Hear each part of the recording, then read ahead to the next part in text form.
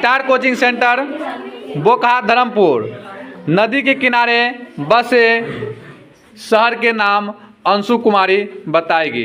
अंशु कुमारी बताइए, नासिक किस नदी के किनारे बसा है? गोदावरी नदी के किनारे। गोदावरी नदी के किनारे। सूरत किस नदी के किनारे बसा है? ताप्ती नदी के किनारे। ताप्ती नदी के किनारे।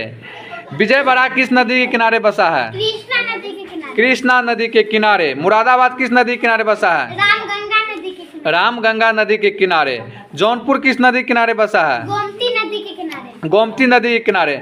मदुरई किस नदी के किनारे बसा है? बेगई नदी के किनारे। बेगई नदी के किनारे। उज्जैनपुर किस नदी के किनारे बसा है? शिप्रा नदी के किनारे। शिप्रा नदी के किनारे। पटना किस नदी के किनारे बसा है? गंगा नदी के किनारे। गंगा नदी के किनारे। दिल्ली किस नदी के किनारे बसा है? यमुना नदी के किनारे। यमुना नदी के किनारे। बहुत बहुत धन्यवाद अंशु कुमारी, स्टार कोचिंग सेंटर बोकाहा धर्मपुर।